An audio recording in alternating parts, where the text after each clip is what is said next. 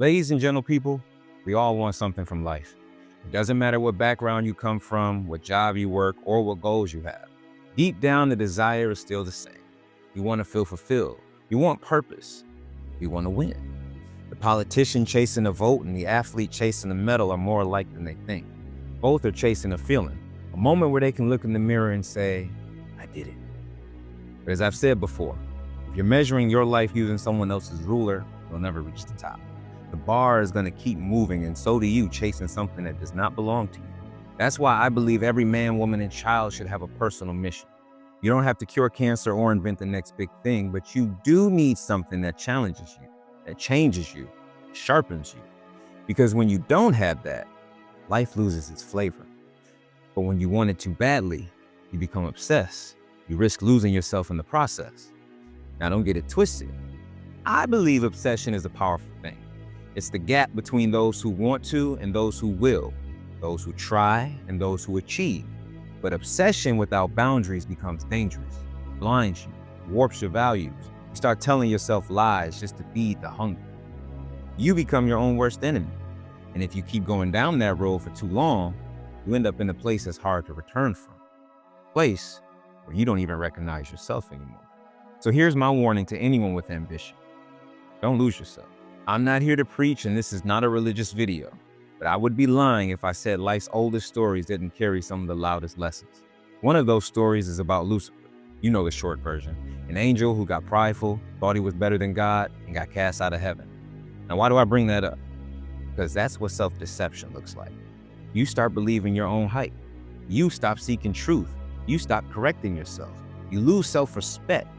And when that's gone, character begins to rot from the inside. As someone who creates content, who entertains, who speaks publicly and performs, I understand the need for confidence. Sometimes it even feels like you need a little delusion to survive, a belief in yourself that defies logic. Athletes experience this every day. They walk into arenas, believing that they're going to win no matter what the odds are. And that belief creates miracles. We see these kind of underdog stories all the time. But there's a fine line between confidence and delusion. Delusion is when you start rewriting reality. You ignore who you are. You forget what made you special in the first place. You build a fake version of yourself, and eventually that version takes over. And you feel it, even if no one else does. It's like lying to yourself every day. You smile on the outside, but on the inside, you know it's fake. And when a man loses respect for himself, he stops showing up with honor. He stops being disciplined. He stops being capable of giving and receiving love. He becomes weak, easily influenced, easily broken. You know what else happens? He starts getting offended by everything, constantly. People who lie to themselves are fragile. Their identity is made of glass. So any criticism, any truth, any challenge shatters them. They don't just take offense, they search for it. They build imaginary enemies just to feel like they're fighting against something. Why? Because it gives them a story, a sense of purpose. It lets them feel important, but that's not strength. That's fear. That's victimhood disguised as righteousness. You've seen this before. I've seen it all the time. Maybe in someone you know, or maybe even in yourself. Always upset, always under attack, always blaming the world for the things they created in their own head. Truth doesn't help them because it hurts too much. So they run from it, and they hide behind being offended. Eventually, all those lies turn into something worse, resentment.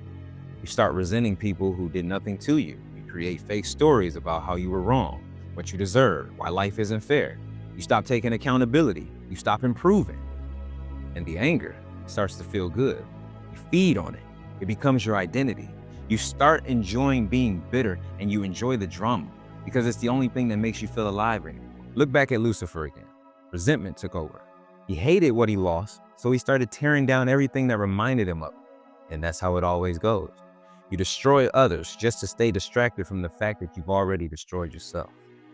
And that is where shame comes in. Now, I'll be honest. Shame isn't always a bad thing. It's the last line of defense. It's the voice inside that says, you're better than this. It's the gut check that stops you from trading your soul for a little fame, a little money, a little clout, a little recognition. But once a man loses shame, there's nothing left to protect. He'll say anything, he'll do anything, become anything just to feel relevant. He's got no standards or no floor beneath his feet. Shame is what separates power from corruption. Anyone can behave when the world's watching. Character is who you are in private. When you could lie, cheat, and steal and no one else would know. If you still choose what's right, that's not weakness. That is power. But today's world is so loud. It tells you to sell out, chase clicks, cash, and applause. Become someone you're not just to be seen. You're told to trade your body, your values, and even your dignity for attention. And most people do. But I'm telling you, don't. Be stronger than the temptation. Stand taller than the lies. Stay grounded in the truth even when it costs you something. Because money can buy you a lifestyle. Fame can buy you access.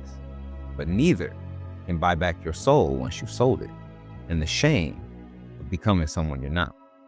These are just my thoughts. Thanks for watching.